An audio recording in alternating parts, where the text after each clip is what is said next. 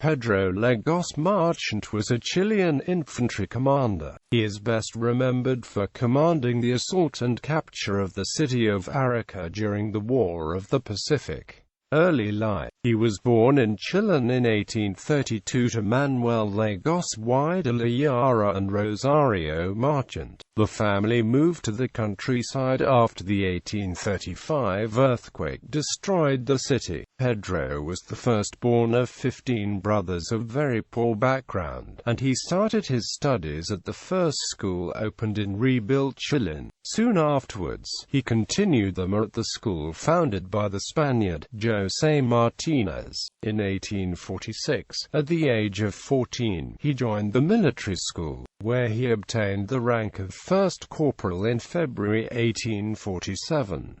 He married his cousin Juana Marchant Lagos and had a single daughter, Isabel. Military career. In March 1849, he enlisted in the Chilean army with the rank of second sergeant. He was assigned to the Chacabuco battalion, which rebelled against the government on the 29th of April 1851 under the command of Colonel Pedro Uriola. He did not become involved in the rebellion as the event surprised him in Valparaiso. Much to the contrary, he embraced the pro-government cause, which won him a promotion to the rank of lieutenant. In March 1852, he was promoted to adjutant major and, by 1854, he was captain, serving with the garrisons of Chillán and Concepcion until 1857.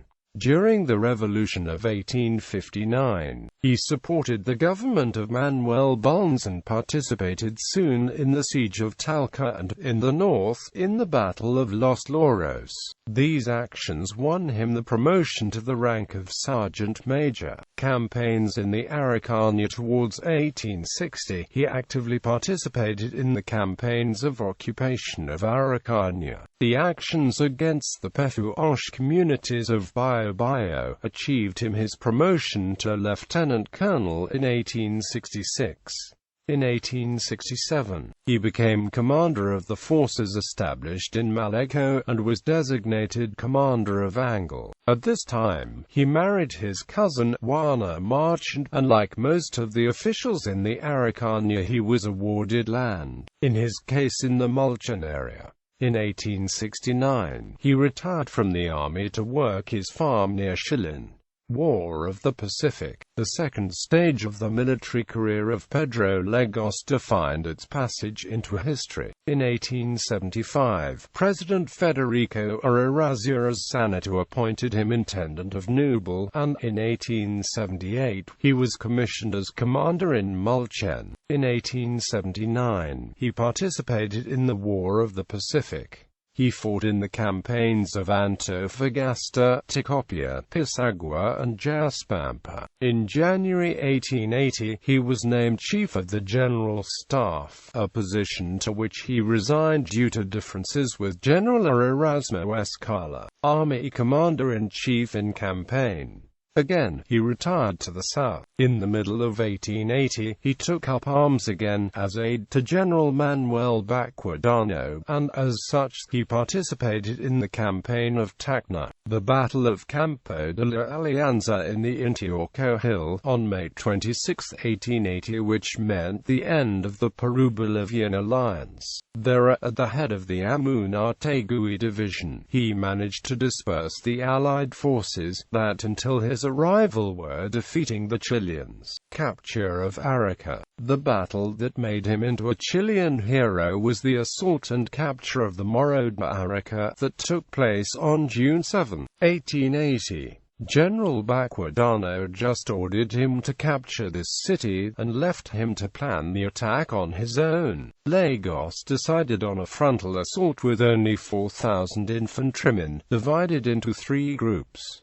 The targets were the 3 main defenses of the city, the East Fort, the Ciudad de la Fort, and finally the Cape Fort. The defeat of the Peruvian defenders at the first 2 forts, caught by surprise, was very quick. The Peruvians then retreated towards the main defense, bravely fighting back and trying to reorganize the lines. At that point, Lagos' idea was to wait for reinforcements before finally storming the Cape. Nevertheless, an unidentified soldier shouted, "Al Morro muchachos," causing the mass assault. This action altogether, from the initial attack to the capture of the Cape, took only 55 minutes. The feat was heroic, but it was marred by the lack of control over the assaulting troops, that led to a widespread killing of the surviving Peruvian soldiers and the citizens of the already surrendered city, which was looted. Aftermath. A military man until the end, Pedro Lagos also had a valuable participation in the Lima campaign, where he fought at the battles of San Juan and Miraflores.